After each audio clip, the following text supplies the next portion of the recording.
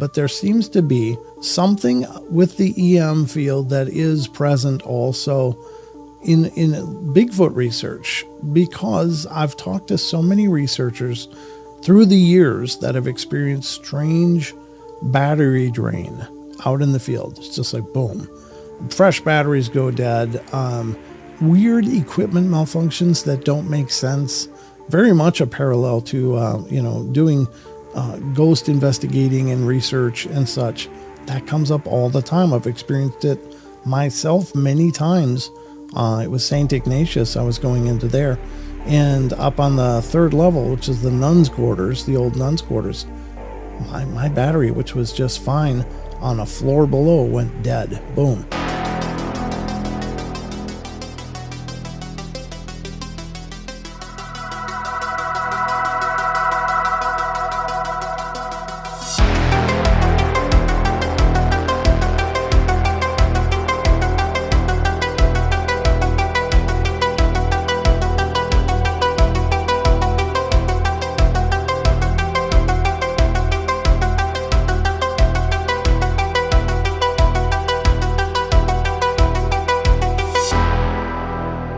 This is Bigfoot Crossroads. My name is Matt, and joining me is a paranormal expert.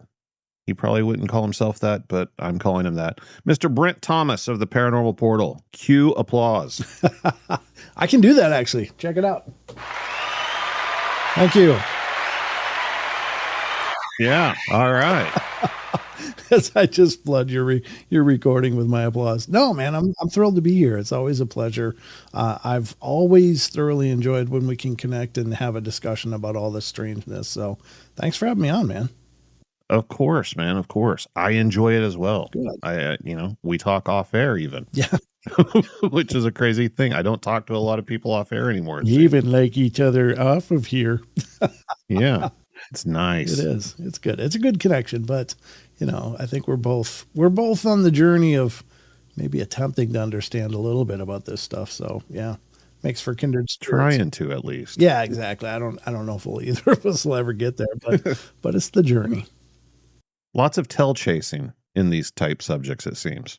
Yeah, I think it's largely because regardless of a person's position, we really don't know what we're dealing with any of this. Truly, it's just we can identify phenomena usually, but that's about the end of it. And to drill down to any of what the hell's going on here is still wildly anybody's guess. I was thinking about something just the other day, and I want to get your take on it.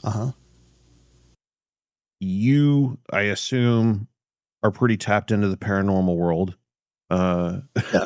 You talk about a lot of paranormal stuff. Mm-hmm. I know that you've got your own stuff going on and everything. Sure. I have been following the Bigfoot world for about 25 years now, pretty closely. Started out interested in the paranormal stuff beforehand, which kind of led me down that path. But right. I've kind of come to the conclusion that we're in a new era of Bigfoot stuff. Not evidence-wise, and not even that much of research techniques, but just kind of like who's leading the charge. Mm-hmm. Have you noticed the same thing in the paranormal world? Has the paranormal world sort of evolved with these different forefronts of thought? Yeah, I think so. I think one of the most encouraging shifts is that, and this is something we've touched on before, but I really think this is very powerful, is that I think more people are willing to discuss these ideas than ever before. And there's more people entering the fray, so to speak, just to look at what's going on and compare notes. And I think that's encouraging. But yeah, I think, I don't know, and maybe it's some weird biorhythm that's going on, but I think a lot of people are really looking at the world around them with a fresher set of eyes. I think what's interesting is that we moved into maybe a different era in the worldwide sense. Like people, take for instance my parents' generation. They would turn on the news, and whatever the news said, that was their worldview. After that was what they heard on the news. And so it was essentially gospel. And I think that globally people are no longer willing to accept that, because no matter what you're getting or where you're getting it from, I think everybody's pretty resigned to the fact that it's being spun, and they're given a version of events. And so people are looking into things. And I think that translates to our realms as well, that, you know, there's a lot more people asking questions now, and there's a lot more people that have the ability to have these discussions than ever before. So I think there's a lot more people entering the discussion than ever before, because it's okay. It's not a social, you're not going to become a social pariah if you talk about seeing a ghost or you know, watching a Bigfoot cross the road in front of you when you're driving to your uncle's farm or something. You know, I'm just a weird example, but I think that the dialogues have come so far and the ideas have come so far and are emerging because there's more people involved, and it's okay to be involved now. So I think that makes this a pretty exciting time, I think, for, you know, people that are trying to dive into these subjects and maybe at least get a lot of information, or have at their fingertips more information than ever before. And that's a good thing, right? I would think so. On the surface, it seems like a good thing. The audiences are definitely larger for the average person, Right. to be able to, you know, put information out or share an opinion on something. You're now talking to a limitless amount of people whenever that happens. Right. It's not just your circle or the people that you commonly share those thoughts with. It's now literally the world. Anybody Right. can tap into it. Yep. And there's avenues that you can tap into, and even other viewpoints. Now, I would say that probably the biggest liability to that is that there's some crazy ideas out there now. And I love that people are thinking outside of the box, but I think some people aren't even in the neighborhood of a box, you know, when they come with some of this stuff. And that gets to be almost, I don't know, almost distracting from it all. But who can measure that? Who can weigh that? I mean, we're dealing with subjects that we just don't understand. We don't know what's going on in any of these things, really. I mean, we have terminology, we have theories and ideas, but, you know, anytime somebody tells you, oh, I know exactly what's going on, it's like, oh, red flag. Yeah. You know, I don't know. And it's not, I don't, you know, mean to portray myself as some arbiter of truth. Like, well, if I don't believe it, it can't be true. But I think that, you know, in these discussions about this stuff, I still think it's important to be grounded in some semblance of logic and reasoning, you know, and that not every idea can be true, but not every idea can be wrong either. So I don't know. It's a conundrum of sorts, I guess. Well, I was recently talking to a guest about this, not this exact subject, but we both had similar backgrounds where we kind of grew up consuming this type of information on the unexplained, you know, cryptids, paranormal, whatever, through books in the library and at school and everything, and the occasional TV show that would come on. Mm-hmm. And just, it was always ingrained in my brain for some reason. Now that I'm older, it's obviously not the case, but whenever you're a kid and you like go to the library and you check out a book on the paranormal, your thought process is whoever the author is, they have extensively researched this and they are an expert on the subject. I can trust whatever is in this book that they say Sure. to be the truth. I mean, that's not the case, obviously. Right. But at the time, that's kind of how you think. And in the same way goes with television, you know, growing up consuming television content. Mm-hmm. If it's on TV, it must be true. Right. You know, as long as it wasn't like a movie or something. But if it was presented in like a documentary form, sure. Yep. But now, I mean, imagine going to the library and everybody you know has a book sitting on the shelf saying whatever they want to, because that's what the internet is. And everybody has a YouTube channel, and you've encountered this. We've talked about it. It seems like, and there's nothing wrong with this, but it seems like pretty much every guest I have on my show, not literally, but pretty much all of them is starting their own podcast or has their own podcast or Yeah. a YouTube channel or something. Sure. Yeah. And there's definitely more people involved in that discussion as well, like the whole podcast thing. And I wish them all the best. I mean, good luck. I hope it takes off for you. I hope it's a wonderful experience. I mean, obviously it's kind of like, you know, the road to Hollywood. There's thousands of people, millions maybe, that have given up their lives and going to be a star, and not everybody can be. You know, not everybody can be in the movies because there's only so many movies, and there's, you know, not everybody's going to have a successful podcast because there's so many podcasts. But, you know, at least there's people trying to have the discussion and trying to make their mark. And I do really appreciate what you were saying about, well, if you saw it in a book, that must be the truth, and if you saw it on TV, that must be the truth. And I think that's the old thinking, because that was always the thing. Well, I heard it on the news. That has to be the truth. And I'm not saying don't believe in the news or do believe in the news. Use your own judgment. But I think that the more normal reaction now is, well, I heard this. Let me go look into it and see what I can find out about it. And you know, caused a lot of people to become at least rudimentary researchers, whatever the subject matter is. But I think people, at least now, the norm is to hear something and then go research it. Like, no matter what, if it's political, you hear something, you go research it. If it's scientific, you hear something, let's go research it. And that seems to be more of the norm now. Whereas, you know, these frameworks that used to be the authorities, so to speak, are now, I don't know, they're more like bulletin boards, and then you go check out what you can find out about the information to see if you buy into it or not, I guess. The Oprah Winfrey Show. Not that I watched a lot of Oprah growing up, but it was on the television because the adults were watching a lot of Oprah growing up. Sure. Yeah. And there was this situation. Oprah would oftentimes have on authors and promote their books. Mm-hmm. And there was a guy that she had on there, and she was just fawning over his book that he had written. And it was an autobiography about his life as a meth addict and how he had been addicted to meth, but he had turned his life around and gotten clean and, you know, was this amazing guy and had written a book about everything, just, you know, pulling back the curtain and showing his entire life to the world, you know, in a subject matter that very few people did.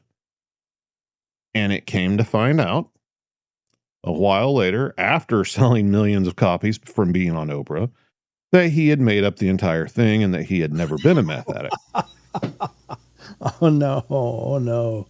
And if I remember right, Oprah had him back on the show and fully exposed him to her entire audience as a fraud.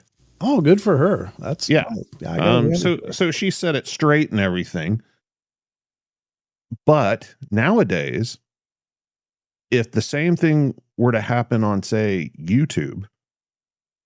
YouTube's not going to call the person out for lying. Nobody's going to look into it or anything. It's going to be up to the individual if they finally come clean or not. Yeah. Yeah. Very true. I mean, you know, there's a lot of bad takes on videos that have been up for, you know, years that should have been pulled down if those standards were consistent. But yeah, that's certainly not the case. Yeah. I mean, do you hold yourself to a certain standard whenever it comes to pushing your own opinions and theories on things? Well, as long as I make sure to let people know, look, these are just my ideas. I don't know anything. And I always do say that on my platform. It's like, don't listen to me. Don't listen to anybody. You know, look into it for yourself and come to your own conclusions. But here's what I think about something. And then I think it's fine. But if you're coming at it, you know, as an authority, with a voice of authority, and everybody should be following your example or, you know, what you say, then yeah, I think there is a definite liability in that for you. And, you know, and it's only as good as, you know, as the people listening to it are willing to buy into it. And if you're exposed, I mean, now, you know, that's like, say, for instance, a Bigfoot, show that likes to do research and stuff. Well, you know, if it's found out that they're hoaxing, even if it's not necessarily true, but somebody put it out there, my God, the burden of proof is on them to, to try to stay alive, because it does get real cutthroat like that in this realm.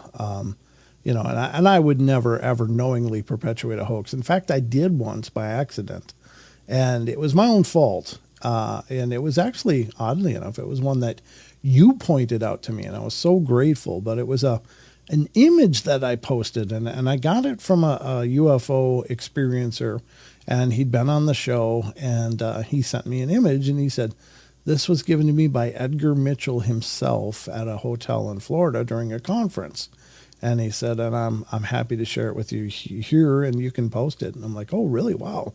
And it was a picture of the first moon landing, one of those missions in the Apollo missions where I think it was Neil Armstrong like had his putter out, and there were, in the background was this clearly archaeological alien base kind of thing.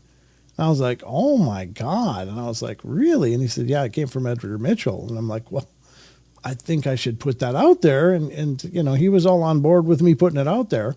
And I put it out there. And it was you that reached out to me via message and said, hey, that's not a real image. And I'm like, oh, really? And then you sent me a link to the real image, that it was doctored from. And I was absolutely furious. I was so mad. But I was mostly mad at myself because I got took. And I put it out there, and immediately when you said that, I pulled it down and broadcast to everybody. Look, I just found out this is fake. I want you to know it's fake and stuff. But I think there is if you're going to have integrity, it's got to be, even when you're wrong, you have to have integrity about it. Yeah, I got caught up in a hoax that's now known as the Norm Glasser hoax. There was basically a paper mache Bigfoot head on display in this shop in, I think, Tennessee. Okay. I'm trying to think of the name of it right off the top of my head, but I can't. Old age. Sorry. Sure. Yeah. But this guy was from the paranormal world, a guy named Norm Glasser, not part of the Bigfoot world. And he had given a photo to a colleague that I trusted and said, that he took this photo of this Bigfoot that had attacked his car or whatever, came and looked at him through his car window. Oh. And it was a picture of that paper mache head, which I had seen before. Uh-huh. But I don't want people to get the wrong idea. It's not just a paper mache head. I mean, there's like fake hair and glass eyes and everything. It's a whole thing. Right. And but he had actually gone to the exhibit where it was located. The same company that had it on display in the store window apparently was also doing ghost tours at the time. Oh. And so he had visited and he had seen it, and he had taken a photo close up. So all you could see was like the eyes and the upper bridge of the nose, basically. Oh, wow. And it was behind a window. Right. So he told his story. Another colleague of mine, Steve Alcorn, went and visited with him and reported the interview. And he told this whole long, drawn-out story with all these details and everything, and it sounded very believable. Right. And so, kind of against our better judgment, we released the photo, and said, hey, we're looking into this. We didn't fully co-sign on it, but we put it out. Right. And it wasn't long before somebody knew exactly what it was and pointed it out to us. And, we exposed the whole thing. We exposed Norm Glasser, called him out and everything. Yeah. And, so he had years of paranormal stuff that he had documented, things on camera and everything. So it obviously called into question like everything that he had been doing ever. And it should, right? Because if someone's going to screw you once, they'll screw you again if you let them, There was another instance where there was someone on my podcast. Okay. And they had shared some audio recordings that they had taken in the field. Some of them were pretty impressive. Mm-hmm. And later on, it turned out that those audio recordings weren't fabricated, but they belonged to somebody else. Somebody else had recorded them. Oh, no. And had posted them on YouTube.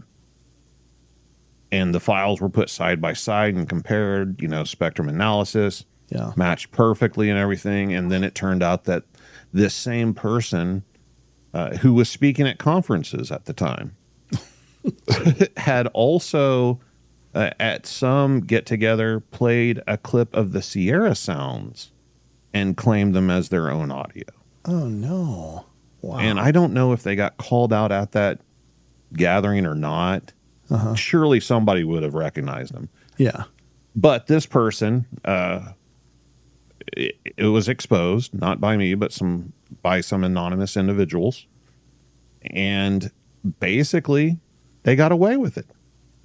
Wow. People did not care. They said that, oh, well, it was an honest mistake. They must have gotten those files mixed in with their own files of audio that they really did record. I took the time to explain how, because of the files that were sent to me directly whenever they did the show, how that wasn't possible because they were all numbered the same and everything. I mean, but people didn't care. They chose the personality over the evidence.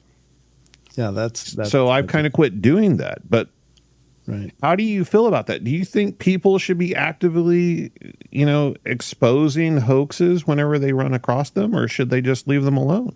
No, I think absolutely they should, and I try to as well. Like, for instance, this is a recent one. I'm calling this stuff out all the time. Whenever I become aware of it, whenever I feel like I can substantially reinforce the fact that it's not real.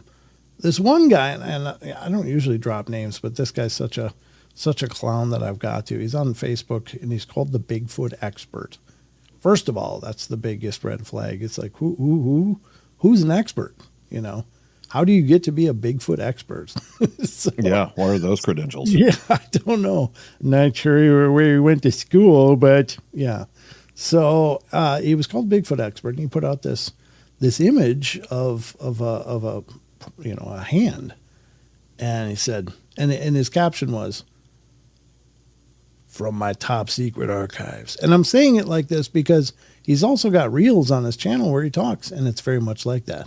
The Batman guy. Yeah, that guy. He's got like the Batman voice. Yeah, he's got the Batman voice, and he's very, very real bro and sis, and he uses all those things, but he's like, "From the top secret archives. This ain't AI. This is a real photograph." Well, that part was true. It was a real photograph. However, it wasn't of a Bigfoot hand like everyone believed in his message thread. And that was the other part. I was like, my God, these people are just signing right onto this and willing to devour it. Like this is gospel. But I did literally like a 1 minute image search online, and I found the identical image, except it wasn't a Bigfoot hand. It was a close-up of a chimpanzee hand. And so I took the URL, and in the message thread, I said, "Hey, I'm just going to leave this here. Take care." And I posted the link in there, and yeah, then it was more of a feeding frenzy on this guy just being a clown. But he was trying to sell it like he had this amazing archive, hidden archive, secret archive of actual photos. And the sad part was that people were not only willing to buy into that this was a Bigfoot hand, but they're like, "Oh my God, that's such a clear picture. Can I see the rest of the pictures showing the rest of the body? This is amazing." And I was like, wow. I mean, just a little bit of critical thinking could have, had them look into it and try to vet it. And again, that's, but yeah, absolutely. I think this stuff needs to be exposed every time, because here's the thing. It's not like everybody has good intentions or is has this altruistic framework they're working from. Also, there's plenty of people out there that are just wanting to be known for something, and God bless them, but it's unfortunately it takes advantage of a lot of people's trust. But many of us are looking for answers, and we're looking for understanding. A lot of people that are looking into Bigfoot have had experiences and have been terrorized and terrified, and they're trying to just make this make sense somehow, and they're looking for answers. Others they just want to find out the truth. They want to show the truth to the rest of the world. But these idiots out there that are putting out hoaxes and stuff, they're just, and the sad part is it's kind of guilty by association, because one person that's a skeptic sees this guy post a chimpanzee hand trying to sell it off as a Bigfoot hand. Now, in their idea, in the way that they're going to pitch it, is, yeah, those Bigfoot idiots. Yeah, I saw this. They're trying to, tell us that Bigfoot is real, and then they're posting chimpanzee hands. It's like everybody else is guilty by association. So that guy posted a chimpanzee hand, and to me that was just in your face disregard for everyone else except himself. I mean, it's just a really selfish thing to do. So I think that those of us involved in this are really looking for answers, and people like this are only pulling us further away from whatever truth is out there and whatever truth we could find. So yeah, as far as I'm concerned, every time you become aware of somebody hoaxing, and not just as I don't like this guy and I want to wreck his reputation, but genuinely you feel like this person is hoaxing and should be exposed, you should expose it. You should expose it loud and publicly, and make sure as many people as you can help find the truth about that person, because people like that are not helping us in this desire to find answers, to understand the phenomena and to move the ball forward. They are only pulling it in a very selfish direction. So that's my soapbox. At the very least, ask questions, right? I mean, Right. Nobody telling the truth should have a problem with people asking questions. Very true. Yeah. And anybody that would challenge you right off the bat to, well, what you think you know more than me? It's like, that's got to be a red flag, right? If somebody, it's like a very narcissistic response to a genuine inquiry. So yeah, I think that's great point. Just ask the questions, and if what kind of feedback you get will tell you a lot about the person making the claim. And if you see any sort of image on the internet, if somebody's posting it somewhere, right click, search Google. Yes. So many things can be solved just by doing that one little thing, just right off the bat. I have exposed a lot of hoaxes using it myself within 5 minutes. I mean, Yes. looking at an image, right click on it. Oh, well, that's where it came from. Right. Yeah, and it's so easy to do. It's not like you have to do a big forensic deep dive. And even then, if you can't find any correlating images, doesn't mean it's still that doesn't automatically qualify it as legitimate. I think you just got to look at everything with a sense of skepticism, because generally speaking, I do believe there's plenty of really incredible posts and information and videos out there. It's just they're so obscured by all this trash that unfortunately it's leaving most of us out there looking at these things with a very jaded sense of whatever we see. It starts, for me, everything I see starts with skepticism until at least I can rudimentarily rule out hoaxing or scamming or whatever. And even then, you got to still have a guarded sense about it, There was a person that left a comment on my YouTube channel recently asking if I would do an episode about pieces of evidence that I think are good that didn't get a fair shake or got overlooked. And I'm really thinking about doing that episode. Yeah, why not? I've gone on record and said there's a few videos out there that I think might be the real thing. And I always offer the caveat, like, look, I can't talk to these people. I can't go to where they recorded it. But just on face value. And it would be like the Patterson Gimlin film, the Freeman footage, I think, is really good. The jumping Yeti out of Russia, the leaping Yeti or whatever out of Russia, I think, is a really good video and potentially real. And there's more. There are some really potentially great examples of what could be legitimate captures, but unfortunately, again, you got to dive through about 50 feet of garbage to find those. But when you find them, I think it's not that you can't trust anything out there, but you should just look at everything with guarded skepticism. Well, that's something that a lot of, skeptics bring to the table in regards to like the Patterson film, especially. They're like, well, why hasn't anybody else gotten any pictures or video? Now everybody's carrying a camera around with them everywhere they go. There should be more. There is more. The number has gone up. Yeah. It's just so has all the crap and all the fakes, and it all gets buried. Right. Yeah. Yeah. It's out there, but you gotta dig and dig and dig and to even find it. And honestly, I think that the scammy stuff gets all the press, gets all of the exposure, because these people that are perpetuating scams are trying to get people to see and believe what they're doing. Whereas the real stuff is just, everyday guys going, or women, ladies or men going, hey, I saw this and it's really tripping me out. What do you think I got here? They're not out there doing the 500 layers of marketing to try to get people to see their stuff. They're just putting it out there looking for some answers. Right. Speaking of looking for answers, that brings us to today's topic. So I wanted to get your viewpoint on something that I noticed whenever I started going out and investigating Bigfoot stuff. Okay. With my background with the interest in the paranormal, I noticed that there were situations where people thought their homesteads basically were haunted. They were experiencing paranormal activity on their property, but not necessarily indoors. Mm-hmm. And I noticed that a lot of it sounded like Bigfoot activity. And the further I've gone down that rabbit hole, the more similarities I seem to run across.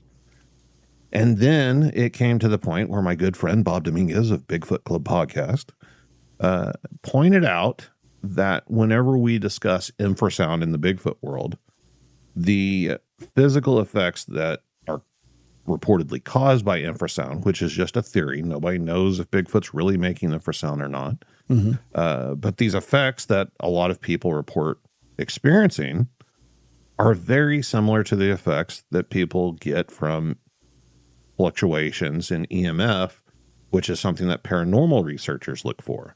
Yeah. To kind of explain away hauntings. So I actually compiled a list, and there's a lot of overlaps whenever it comes to EMF and infrasound effects on the human body. Well, I think you're absolutely right. And it is fascinating that the EM fields can create those same scenarios. And honestly, before right now, I'd never really made that correlation to the infrasound. But now that you've mentioned it, it's like, well, yeah, it does. People feel this incredible sense of fear and discomfort and confusion and nausea. And certainly there's gotta be something, and I don't understand it at all, but there seems to be something, with the EM field that is present also in Bigfoot research, because I've talked to so many researchers through the years that have experienced strange battery drain out in the field. It's just like, boom, fresh batteries go dead. Weird equipment malfunctions that don't make sense is real common as well. So you're right. I mean, maybe what people are experiencing isn't really so much directly the infrasound as it is some sort of electromagnetic disturbance that, and I don't know that Bigfoot is the cause of it, but perhaps it's something about the environment that they choose. Maybe they choose areas that have, because EM is a very natural, EM fields are very naturally a part of our world. And if you consider things like ley lines and all of that, perhaps that also manifests in, the EM spectrum or causes variations and even spikes. And yeah, perhaps people are encountering EM fields in Bigfoot research, but they're calling it infrasound because that's, again, a very physical, plausible idea, but it doesn't cover all the bases. But the other things like battery drain, equipment malfunction, you're right, is very, very much a parallel to, doing ghost investigating and research and such. That comes up all the time. I've experienced it myself many times. It was St. Ignatius. I was going into there, and up on the third level, which is the nuns' quarters, the old nuns' quarters, my battery, which was just fine on a floor below, went dead. Boom. It was just done on my camera. I'm like, oh my God, this is crazy. So I had to swap out my battery pack, and then that one went pretty quick as well. And yeah, I mean, maybe there is some EM fluctuations that are also present. Maybe they're just, again, regional. Maybe something about the Bigfoot enjoys those kind of fields. I don't know, but they don't seem to agree with us. Well, not very many Bigfoot researchers take EMF detectors with them out in the field. True. And take measurements. More and more of them are, though. I've been hearing more and more people are utilizing more ghostly investigative equipment on these investigations and coming up with some real anomalous results. I was recently going back and forth in email with somebody about infrasound, who had actually had a background in the military and knew some things, and had experimented or, used equipment that detects infrasound. So they were asking about the usage of that in the field of Bigfoot. And I explained to him that most of that equipment isn't readily available to Bigfooters. It's very expensive, and commonly the consumer grade electronics, microphones, recorders, and all that are designed for human hearing and human use. So they don't even have the ability to record infrasound, and you wouldn't be able to see it on any of the spectrum analyzers anyway, because it would go below the threshold, yada, yada. But as far as we know, this is my hang up. People are experiencing something. Right. I've experienced something personally, and the symptoms do line up with infrasound in a lot of situations, but nobody has observed a Bigfoot producing the infrasound. We just know that there are animals in the world that use infrasound. Mm-hmm. So maybe Bigfoot can too. If it's a large mammal, it should be able to at least possibly have the capability. Right. But a lot of times it just seems like if I'm going to an area of woods because I think Bigfoot's there, and I hear voices in the woods while I'm there, I'm going to try to record it, but at most I'm going to come home and say, hey, I heard Bigfoot talking. I heard vocalizations while I was in the woods. Sure. If I'm a ghost hunter and I go to the same set of woods because it's known to be haunted, and I hear voices in the woods, hey, I heard disembodied voices from spirits. Yeah. Very true. Very true. And we don't know anything about either of them, really, whether it's one or the other or both. I don't think that they're the same thing, but I suspect that maybe they're, and I don't know how to quantify this and how to make this make sense, but I almost wonder if they're not utilizing the same kind of mechanics between them, because one of the potential possibilities of what we understand to be ghosts or spirits, of course, the obvious is the formerly living person, but there's plenty of other things that were never people and were never human, that are believed to be what we experience as spiritual entities as well.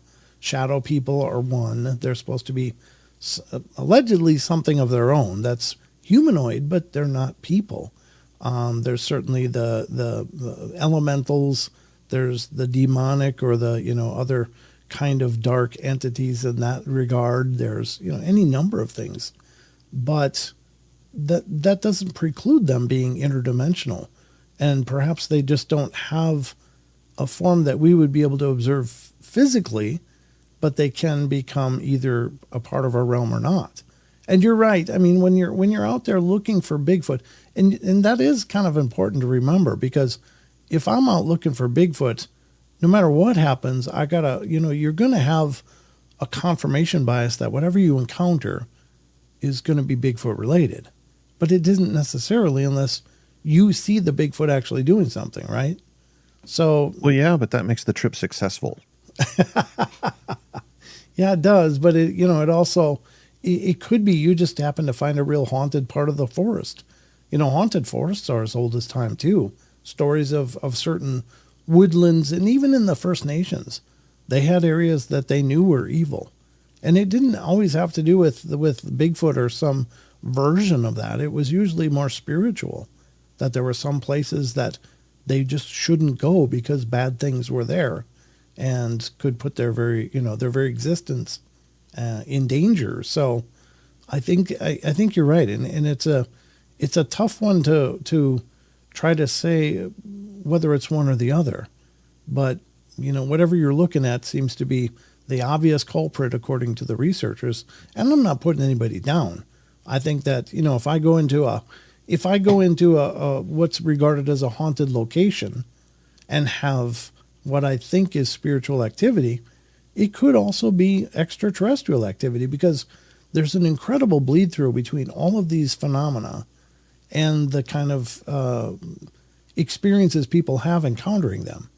Like with Bigfoot, people do claim that they melt into nothing right in front of their eyes. There are the trackways that disappear in the middle of a field. And where do they go? Like there's tracks all the way up to the middle of a field, and then there's none in snow or whatever. That doesn't make sense, right? But they went somewhere.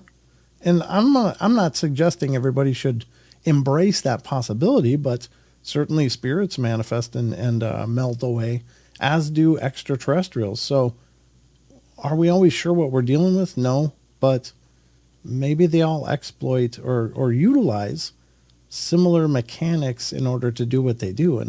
And I realize that's a really ambiguous answer, but I just don't think we know enough to draw any conclusions. Well, it pushes that Bigfoot needle further over to the supernatural area. Yeah, it does. And I realize that that's it's actually an uncomfortable place for me personally. And it's not because I don't think that it's possible. It's just, I don't know what to do with that. I don't know, because I do have a logical mind. I really do. I have an open mind, but it's also very logical, and it's rooted in understanding or trying to understand. And if you tell me that a ghost, which is an exclusively energetic presence, can apparate and disapparate, that makes sense to me, because it's all about frequency and manifesting its energy to the point that you can visually see it or not.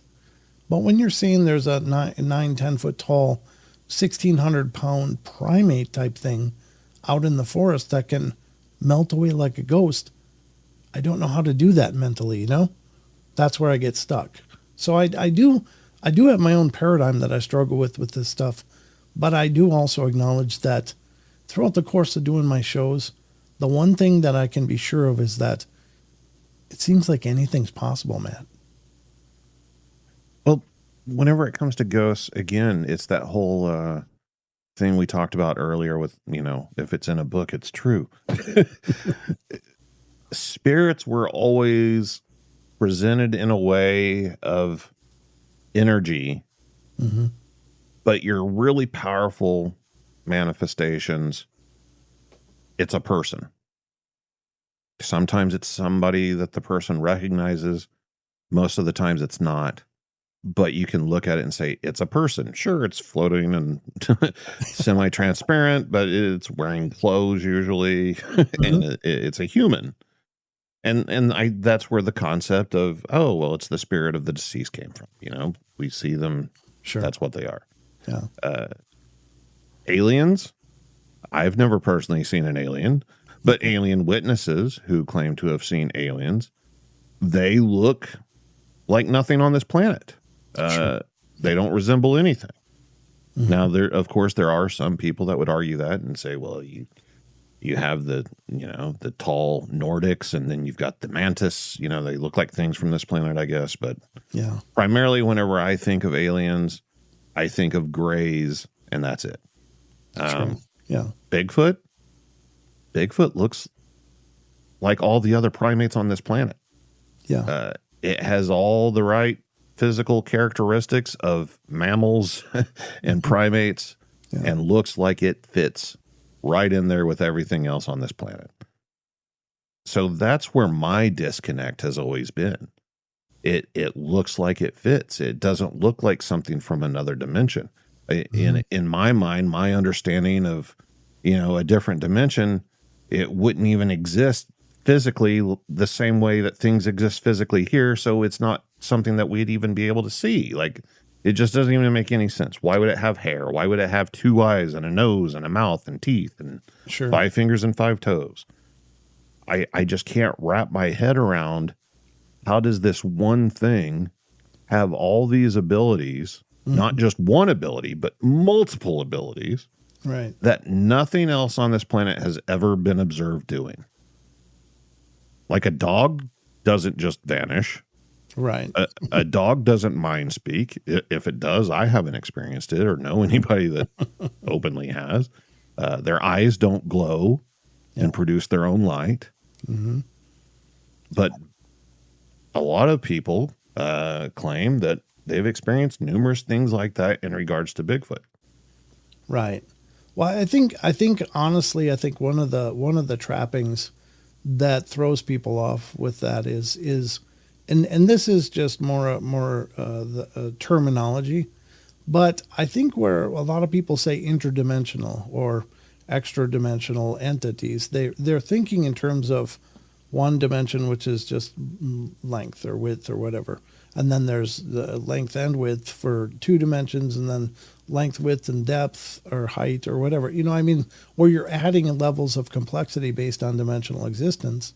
But I think what a lot of people are really referring to is more of a multiverse kind of approach, like that maybe there's other variations of our universe existing just literally out of phase to us, but they're still maybe occupying a similar space, but there's different mechanics in these other multiversal possibilities of life.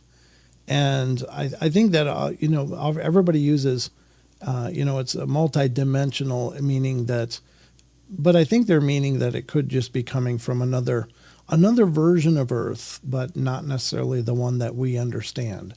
And perhaps there are different mechanics there, but I don't think that they're one and the same. And I think it's misrepresenting it to say multidimensional or an extra dimensional creature, because that would imply 4th, 5th, which have increasing levels of complexity and dynamic as they go up.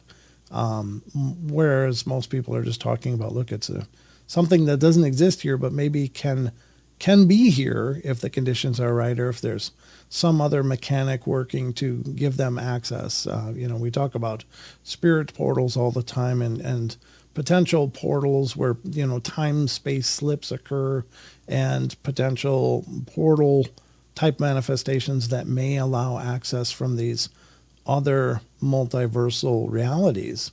And these maybe are part of that. And I'm not suggesting that's the case, but I just think that's where the logic kind of trips, is because it's speaking in terms of dimensions, which dimensions are not the same as the multiverse. Does that make any sense? That's part of my hang up, is a lot of explanations given are, in my opinion, given incorrectly. Yeah, I would. And we can use portals as an example. I understand it's just a lack of verbiage on most people's part. Right. But, portals is something that has always been around in the paranormal and has also entered the cryptid world. Yeah. And whenever somebody says portal, we imagine, that typically a glowing doorway of sorts opens up and something steps through from another world. That's not how it works. That's not a thing.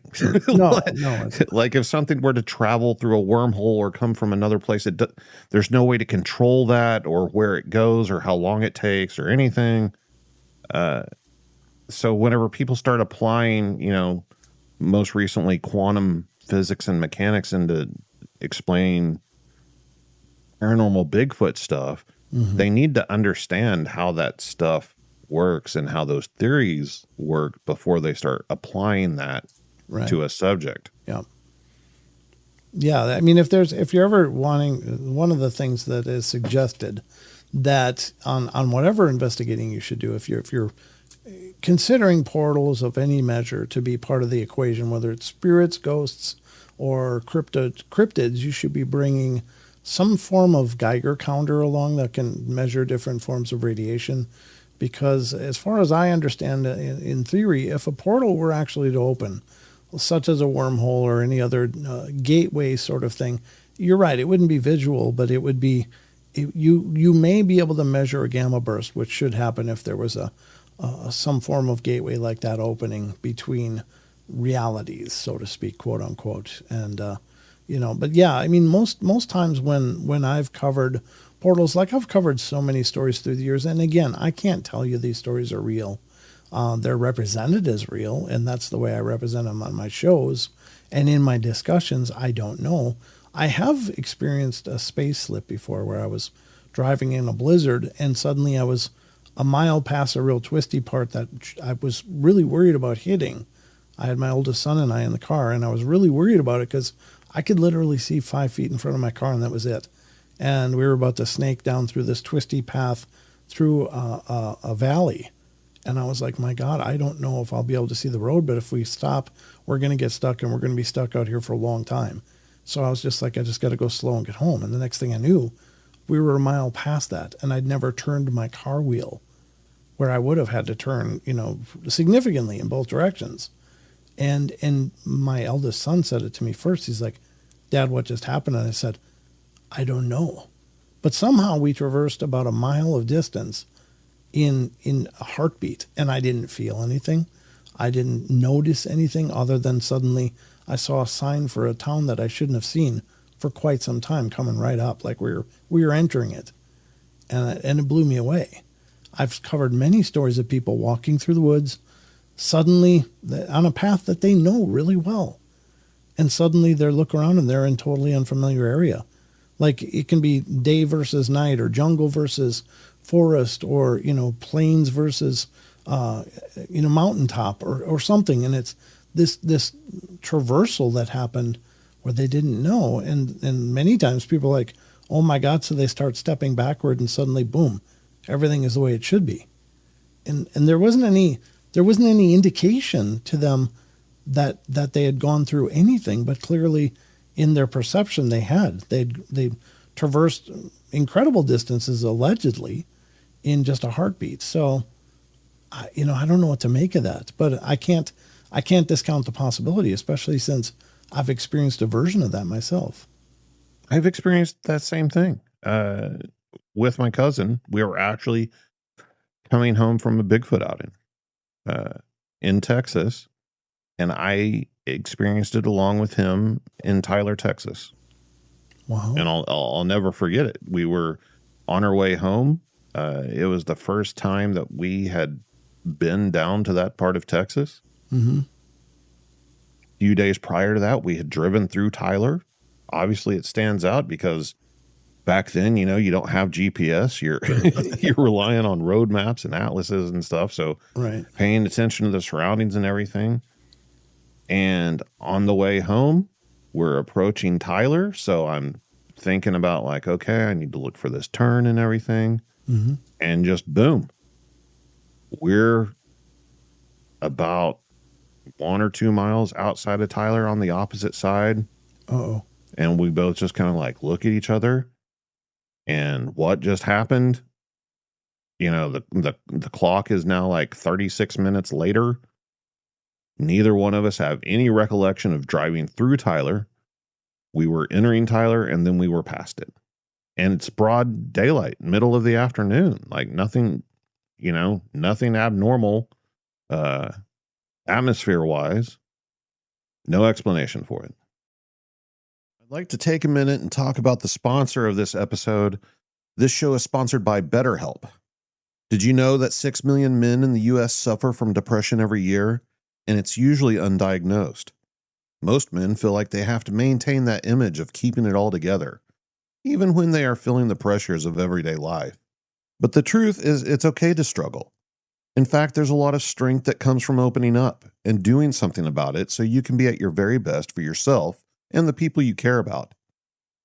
I encourage all men that are feeling the pressure of the world on their shoulders to talk to someone, whether it be a friend, a loved one, or a therapist. Nobody has all the answers. We're not born with all the knowledge in the world. And just as you would go to someone to learn a new skill, there's no reason not to go to someone to learn how to cope with depression and take care of your own mental health. It should be as normal as exercise and diet in people's lives, not just for people who've experienced some major trauma. BetterHelp is the world's largest online therapy platform, having served over 5 million people worldwide with a network of over 35,000 therapists. No wonder it's so easy and convenient, allowing you to join a session with a therapist at the click of a button, anytime, any place. You can even switch therapists anytime you want. And it works, with an App Store rating of 4.9 out of 5, with over 1.7 million client reviews. As the largest online therapy provider in the world, BetterHelp can provide access to mental health professionals with a diverse variety of expertise. Talk it out with BetterHelp. Our listeners get 10% off their first month at betterhelp.com/BigfootPod.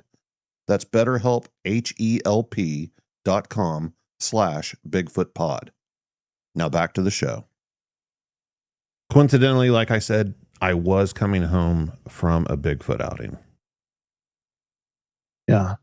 So is there a connection? Because one of the things that is associated with infrasound and EMF, again, one of the symptoms is anxiety and panic disorder. And sure, I was not a person who had any anxiety disorders, never experienced a panic attack or anything until I was on a Bigfoot outing. And during that outing, I started having anxiety issues. And on my way home from that outing, I had my first panic attack. And those panic attacks would become an integral part of my life for a very long time. Wow. Yeah. Now I'm over it. I don't have them anymore. They went away. Oh, good. Thank goodness. But for a long time, yeah, they were there. They were severe. And I have no idea where they came from. So did they come from Bigfoot? Did they come from something I experienced that I don't realize I experienced? Isn't that something to consider? Like that you had an experience, but somehow it's being blocked from your memory. Like even from stress, people have stress reactions. Like they won't remember parts of their lives that were extraordinarily stressful. So is it possible that you had a lot more of a confrontation than you can recall? That's one of the things that really scares me, because we know that's a thing. We know that the human mind will block out memories of an event that are too stressful or traumatic for us to really deal with. Yeah. So knowing that, and then people experience things like missing time, or just the idea that, like, yeah, something happened to you that's so jacked up you can't even remember it. Like, that's crazy, man. That's crazy. And it seems like someone else is driving the bus at that point. It's like, wait a minute, who's in charge of this? Well, maybe we're not as in charge as we think we are, or any number of, again, looking for answers in the soup of all of this weirdness is so tough. And I mean, it's a Herculean task regardless, right? Yeah. So I'm going to share a story, a place I've talked about over the years a few times, the Dead End Road. I'm trying to think. Yeah. The first time I went to it. Oh, crap. The first time I went to the Dead End Road was whenever I experienced the missing time. Oh, wow. Yeah, I just made that connection. I'd never thought about that before. But, yeah, man. Okay. But anyway, so the Dead End Road, I had been there a few times, had never really had anything crazy happen, vocalizations and stuff like that. But it was a place, it was the first place I went to involving Bigfoot stuff, where just going there, it was one of those places where something's not right. This place does not feel right. Something's off. And the last time I went there, which was the reason it was the last time I went there, I had some experiences that, I did not attribute to Bigfoot in any way. But I guess if you did apply Bigfoot to it, it would have been considered a paranormal Bigfoot experience. But, but it was because of my, again, growing up in a haunted house and everything, I just automatically shoved it over into the ghost pile, And, so there was a couple things that happened on that trip. That was, weird. There was, it was definitely a place where, like you were talking about, batteries would drain instantly and, equipment would malfunction. And, it was a dead end road in a forest. That's why we called it the dead end. And we were there. I was with a group of people, and it was pitch black dark in Texas. There's no ambient light. And there was probably, if I wanted to count it up, there was probably 8 to 10 people there at the time. We were a pretty large group of people at this dead end, multiple vehicles looking for Bigfoot. Mostly just recording audio was really the only purpose of us being there. We weren't really out there looking or, going out into the woods even. We were just had our audio recorders out, listening for sounds and stuff, hoping that something would come, walk around and mess with us or something. And I started feeling sick, not anxious, just sick, like nauseous and dizzy. And I tried drinking some water, didn't help. And the longer I was there, the worse it got.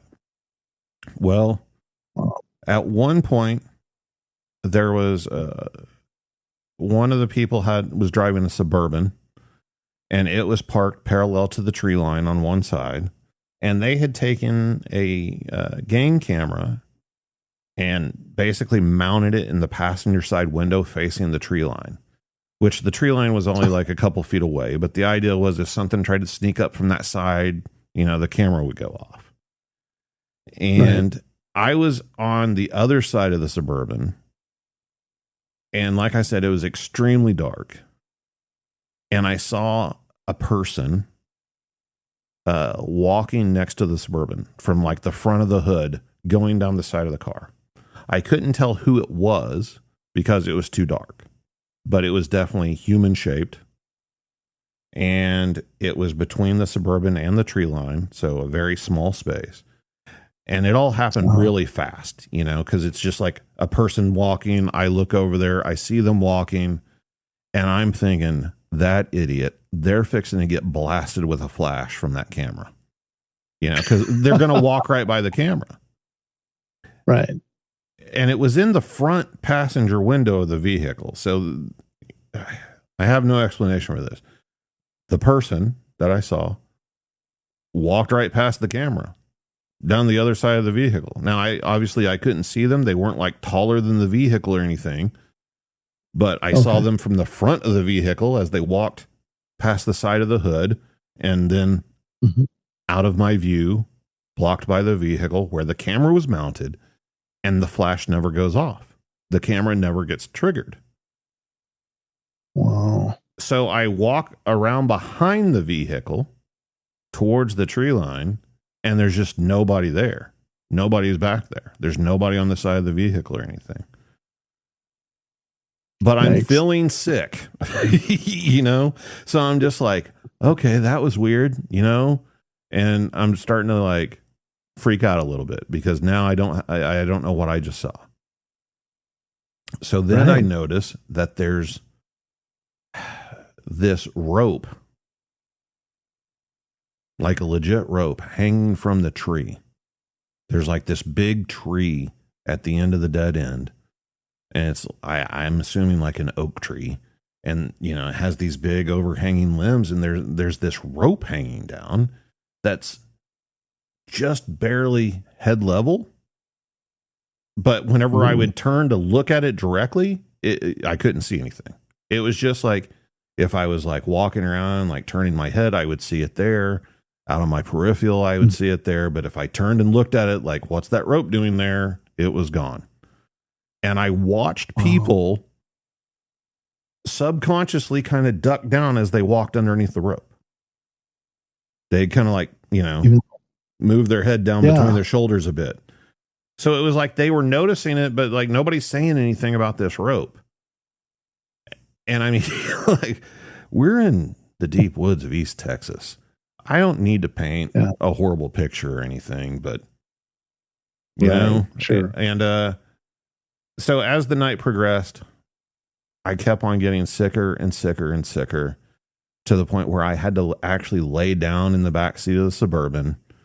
You know, like I said, I tried drinking water. I thought at first maybe I'm dehydrated or something. I couldn't shake it. I felt so sick.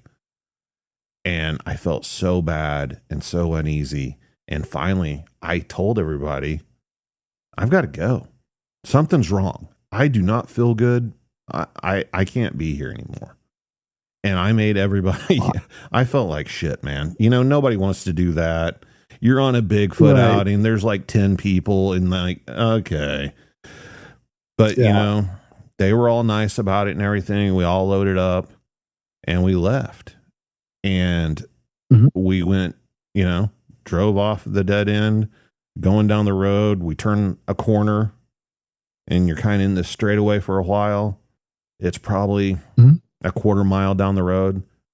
And I start feeling better. Not 100%, but the farther I got away from that location, the better I felt. Now, for the next couple of days, I was pretty drained energy wise, but I felt okay. The nauseous and dizziness and everything went away immediately. So a guy who's local that I talked to that wasn't there at the time said that was a place where some really bad things had happened involving a rope. I won't go into it. And later on in my own research, I found that the location is kind of a famous place because there's a real old sawmill there. Not at the dead end, but in the vicinity next to the river. And the sawmill's still there. It's kind of a tourist attraction. People take hikes and look at it and everything. It's a dilapidated building at this point. You can't even tell what it was. But doing my own research, I found that whenever it was in operation, it did in fact have some slave labor going on. And there were slave quarters in the woods there and a burial site. That wasn't necessarily at the dead end, but it was within close proximity. So this is just like an area where, bad juju, man, bad juju. And there's, you know, some beliefs that in the old sawmill, like I said, it's covered in graffiti and everything. It's a dilapidated building, prime area for people to go worship Satan and do all that sort of thing. Who knows what goes on there, you know, but weird place, man. And kind of has that whole, you know, since then, that's I got zapped by Bigfoot story, you know, that's my infrasound story, because that's, you know, the train of thought, like, oh, it must have been Bigfoot. At the time, I thought it was paranormal. Then it went to like, oh, well, Bigfoot infrasound, you know, and then I went back to the paranormal aspect of it, you know, with the rope and everything. And maybe that was a shadow person I saw or a spirit or something. And now it's just, there's that overlap. Yeah. And that's always going to be a big question mark. And I think it'll remain that until we can, maybe at some point in some unforeseeable future, identify what these phenomena are. You know, again, I'm personally, I'm in the flesh and blood camp, but I can't discredit those people that say, wait, there's something more going on here. I've seen it. I haven't. And, you know, unfortunately, or maybe fortunately or unfortunately, and it's up to the individual to decide, but I am kind of one of those guys that I've got to see it, at least to acknowledge it, because I can't conceptualize it, you know, the whole Bigfoot is all these other things. Is it possible? I acknowledge it can be. Yeah. And I can be absolutely wrong about it just being flesh and blood. I think at the very least, Bigfoot is flesh and blood, at least some of the time, and maybe not all the time. And again, I don't understand the mechanics of that, but then again, what is spiritual activity? What is that exactly? And we don't have any answers either way, really. We just have ideas and theories, but how they interrelate or how do they overlap and why, what is going on that makes these two very different phenomena incredibly similar in a lot of ways. And that's the conundrum. And maybe it has more to do with us than the actual phenomena. Like, again, I like to steer back to the idea that, look, we are a part of every one of our experiences. We are the common denominator. Whether you're having a Bigfoot experience or a spiritual experience or a UFO experience or a strange phenomena experience, you're still a part of that equation. And I think that means we play a much more profound role in it than we think. We kind of look at it like, well, things are just happening to us, and that's just too bad. But isn't it kind of empowering to think that maybe on some level, whether super consciously, subconsciously, or somewhere in between, that we are facilitating these events to a degree? Not that we're, actively trying to generate them and horrible things are happening, but that we are activating certain mechanics within ourselves that makes us able to perceive these things in these incredibly unique ways. And I don't know if that makes sense or not. No, it absolutely does. It really does. Okay. I agree. To a certain extent, obviously we don't know anything for a fact at this point, but you're right. The common factor in all this stuff is us, humans, people. And then, like, skeptics, you have your people who aren't necessarily believers that experience these things, and it changes their world, obviously. But it's pretty rare to run across somebody who's just like, I was a complete skeptic. I made fun of it. I debunked all of it. And then I had an experience. That doesn't typically happen. People that are like that usually don't experience anything, right? Right. Yeah. So is there something inside us that triggers it? I think there has to be. I've just come to that conclusion. Like, we're the only common denominator in all of it. And I've even covered stories where people have experienced phenomena in groups, and different members of the group experienced a different thing, sometimes to an extraordinary amount of divergence from each other. And it's like, how could they have been in the same event, in the same place, experiencing the same activity, and yet come away with just incredibly diverse interpretations of it? And that, to me, has to signal some part of the experiencer being a facilitator of the event. I mean, I'm really sold on that personally. Well, there was a situation with my aunt who at the time was living in a farmhouse outside of Weston, Missouri. And this farmhouse, part of the deal was they got to live there for free because the farmhouse sat on a tobacco farm. And as long as they took care of the property and everything, they got to live in the house for free. So they had like this huge acreage of property. And she knew I was into Bigfoot, and she wasn't necessarily a believer, but she just didn't put a lot of stock into it. And whenever we did talk about it, she was just kind of like, well, I'm sure, it's just one of God's creatures. And if we're meant to find out that it's real, we will, and blah, blah, blah. And that was pretty much the extent of it. So one day she calls me and she's like, hey, have you ever heard of Bigfoot knocking on houses? And I'm just like, what do you mean knocking on houses? Like knocking on the door? And she's like, no, like just like hitting the side of a house, like slapping it. And I'm just like, well, as a matter of fact, yes, I've heard of that a time or two before. Why do you ask? So she starts piling all this information on me. And she prefaces all of it with, I thought my house was haunted. Oh. And she tells me that she had experienced something slapping the side of the house. That's kind of how it started. Mm-hmm. And then there was like some instances where, you know, we're talking about out in the country here. So there was like a skunk that, you know, her husband had killed and threw out on the burn pile or whatever. And the next day it's laying on the front porch of the house. Now that could have been an animal, you know? So sure. Yeah, that's kind of just how people write things off. You know, it's probably just an animal. Well, then there's, you know, these trash barrels where they throw their trash away and something's getting into the trash barrels and rummaging through the trash, but not making a mess. And then putting the lid back on the top of the barrel. Oh, that's nice. Yeah. So then we had that incident. Then we had, there's like a cedar tree next to the driveway, and she goes out to her car one morning and the top of the cedar tree is snapped off and laying on the hood of the car. There had been no storms or anything.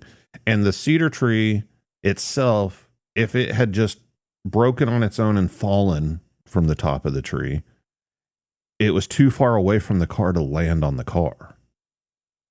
It was clearly placed there. And then there was another instance where she went out to her car and again, lives out in the country in Missouri. No reason to lock your doors or anything at night. Everything in the front seat, like she had, if I remember right, she had like one of those little cases with like CDs and stuff in it and all that. Oh, and, right. Back in the day. Yeah. And like a pop bottle up there or something, you know, just a messy car.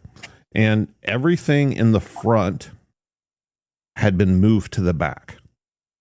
Nothing was missing. Really? But everything was in the back seat and the door was open, but that was it. Nothing gone. Like they didn't take the CDs basically. At the time, must have been kids, you know. Her driveway was like a quarter mile long. You know, kids in the middle of the night, we're going to go sneak up on that farmhouse and rummage through this car. But yeah. And then, so she was working part-time nights as a bartender. And so she had a motion light on the back of the house because she had parked by the back and going through the back door. And so there's a motion light on the back corner of the house. And she comes home one night and the light doesn't come on. It's broken. And she trips on the sidewalk, falls, knocks like a tooth loose. It was horrible. Oh, she was so mad. So like it really stood out to her that the light didn't come on, right? And so she's like cussing my uncle, you know, you need to get the light fixed, you know, the light bulbs went out or whatever. So he goes out there and the motion detector had been pushed all the way up where it was pointing up. And the lights worked fine. And we're talking, it's on the eve of a house. You know, so it's, you know, he had to get a ladder to reach it, if that tells you how high it was. Obviously, they didn't measure it or anything, but that happened like 2 or 3 more times. And I was like, well, did you ever see anything? And she was like, no, but there's like, you know, sometimes whenever I'd come home at night, because she would get home after bar closed, so it would be like, you know, sometimes 3 o'clock in the morning. And she's pretty much blind as a bat, hence her tripping and falling when the light didn't come on. And she would talk about, you know, sometimes I'd stop my car and I'd get out and I'd feel like somebody was standing there watching me, or I'd think I'd hear somebody running off in the darkness, but I couldn't ever see anything. And as it turns out, so her property, like I said, was a big acreage. And it's mostly clear cut for tobacco. But then there's a tree line and there's like a finger of woods that kind of comes out towards her house on the closest point to where this barn sits on the back of her property. And that finger of woods leads to the rest of the woods, and those woods are actually in a river bottom. And oh man, later on, she called me and asked me if I knew these two guys. And she said their names, and I said, it doesn't really ring a bell. Why? And she said, well, they're Bigfoot hunters, and they came and knocked on my door, and they wanted permission to come on my property and set up cameras because they believe Bigfoot are traveling that river back there and are coming up on my property possibly. And yeah. And so like, you know, I get on the computer, I look up their names and like, yeah, I find out who they are, you know, what group they're with at the time and everything. I was like, yeah, don't let them on the property. Hey, it's my family, you know, you're going to have some pretty strong Bigfoot credentials to get on my family's property. Sorry. And those guys didn't cut it. But yeah. So, sure. But like I said, the whole thing, like she was very hesitant to ever even mention it to me because she thought it was like a haunting. She thought weird stuff was happening around her house. But like a Bigfooter hears this stuff and is like, oh man, that's Bigfoot, you know, instantly. Yeah. Yeah.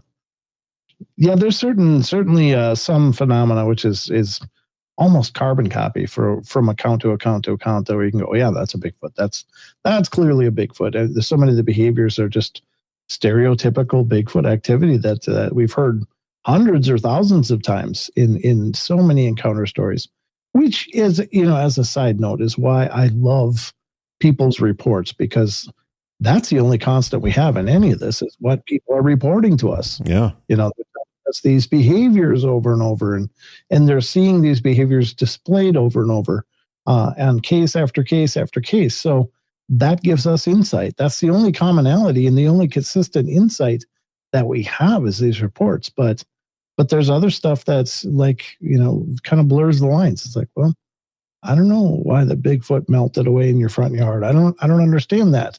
I don't know what to tell you. That doesn't make sense to me, but it doesn't mean it didn't happen. So, yeah, I think there's an incredible amount of value on witness reports. Absolutely. I know they're fallible. I get it. However, like you said, you know, it's the collection of reports where you start seeing that data repeat itself. And that's kind of how we figure things out. Yeah, and that's how we put together any kind of behavioral profile on these things at all. It's like, well, Bigfoot are curious. Well, how do you know that? Well, because consistently when people go camping and they're out in the woods or they have a cabin near the woods, these things are coming up and checking out what's going on. Like they want to know. And they're constantly observed watching people in different settings. Like if this was truly a species that was hell-bent on our absence, that wouldn't be happening. But they seem to be definitely interested in what we're doing. So we can corroborate that through thousands of different reports that tell us this is what they were observed doing. Well, yeah, they're curious. And there are those overlaps, which is one of the reasons I am interested in talking to people with all kinds of experiences, not just Bigfoot, but Dogman, aliens, ghosts, whatever, because it's those overlaps that interest me. And, you know, I'm not just subject specific. I'm into all of it. And it's just, you know, less and less people are coming forward, man. They're less likely to share their story, or they'll share it once and they think that they're done. They don't need to share it anymore because they already shared it. But the therapeutic reasons are enough. And the fact that it helps build the database of information for everyone. And is empowering too. I think it's empowering for people that haven't decided to come forward to hear someone else come out and tell their story, and it emboldens more people to say, well, yeah, I've got this story too. I wonder if they'd be interested in that. So like, I think that again, there's still that issue with people experiencing the strange and unusual. It's like, what do I do with this? Because, you know, we all have our peer groups, we all have our family groups, but not every family, you know, every family wants to hear like, hey, you got a promotion at work, or, oh, things aren't going good with your spouse, but not, hey, I saw a big 10-foot tall hairy thing in my yard. Yeah. They don't know what to do with that. And so people feel this incredible isolation. But again, through the network of shows and opportunities that they have to check out other people sharing their stories, it's like, well, wow, maybe I can talk to these guys about it. Maybe this is a place where I can put that, because it didn't used to be the case, but it is now, and thank God. And the more people that share, the more that it really does help to paint a more clear picture for the rest of us. What the hell's going on with this stuff? It floors me to hear that there are instances where people have shared their story with someone. Maybe it's a podcast, maybe it's a researcher taking a report, whatever. But I've had witnesses tell me, are you going to make fun of me? Are you just, trying to make fun of me? Are you going to put me out there and make fun of me? Or are you going to like tell me that I didn't experience it or whatever? Because they've experienced that with other people. And it just blows my mind, because I understand the vetting process. I understand that you don't want to provide a platform for some hoaxer or some liar just to get some attention. But it's been my experience, like you said earlier, that the people that make up stories are trying to get attention. They're trying to get in front of a large crowd. And you can tell the difference between that and somebody that's kind of timid and kind of reluctant to share their story and doesn't really want to put it out there. Yeah. Yeah. Well, not everybody's qualified to be a counselor. I mean, some people just aren't good listeners. But the same can be said for a host. Not everybody is a good host and will make their guests feel comfortable and feel good about sharing their experiences. I mean, there's some garbage people out there in every walk of life, and certainly podcasts and shows are no different. Now, I gotta at least qualify that and say, look, everybody I've met so far has been absolutely wonderful. And I've met some incredible new friends and lifelong friends that I'm sure I will have forever because of doing this and meeting other hosts that do their shows, much like yourself. But there are some people out there that I don't endeavor to try to meet, just because I don't want to get involved in that other side of this, because there is another side of this, and unfortunately they have their approach, they have the way that they do things, and it's not up to me to say they should or shouldn't be doing it, but I can just say that I think it's important when somebody does come forward and is willing to share their story, to feel like it's appreciated, because these stories are valuable, and also that they're speaking to a compassionate ear about it, not someone that's kind of yucking and joking through their thing and just, I don't know, trying to make a mockery of it. And so I don't know. I don't know if that makes sense or not, but I think in every walk of life, there's people that are really good at their jobs, and there's people that aren't really good at their jobs. And, I would just impress upon people, before you go on a show, listen to it, make sure it's a show that you like and you trust, and the people are going to treat you okay and talk you through this experience. But again, and I'm not blowing my own horn. I'm not saying it's always me. But I just think it's important to let people know that, look, I'm not here to judge you. I'm not here. I mean, obviously, not every interview I've ever done makes it onto the show, and that can be for any number of reasons. But certainly one of those reasons can be, look, I listened to the person, and I don't believe that they're being honest about what was going on and what they experienced. And I guess you got to be a gatekeeper to some degree, but at the same sense, I do consider it a sincere honor when people come forward and are willing to share their stories on my show, because I mean, it's an act of trust on their parts to come on my show and expose themselves, much as, people coming on your show. I mean, they kind of bear in their soul. They're bearing some of their most terrifying memories that they have out in public, and it should be done tastefully and in a helping manner. Yeah, I agree. And like you said, the whole point of that was not to say, oh, I'm better and you should come on my show.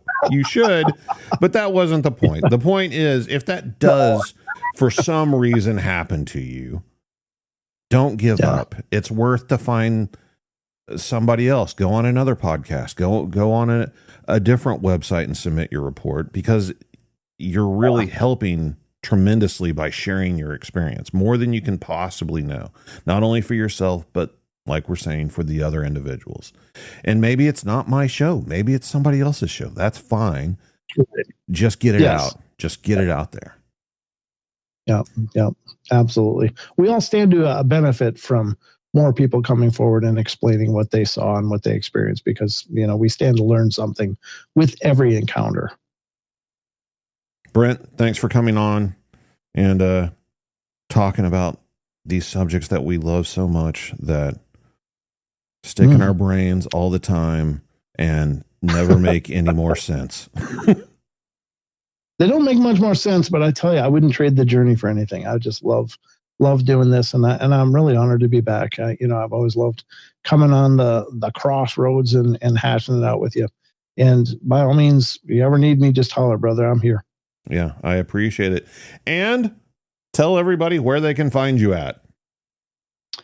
Probably the best place to go is paranormalportal.net, because that's my homepage, and it'll explain to you the different shows that I do have. They're all called Paranormal Portal, but they're not all the same show. So I have a YouTube channel, I have a Rumble channel, I stream live on Facebook, X, Twitch, etc.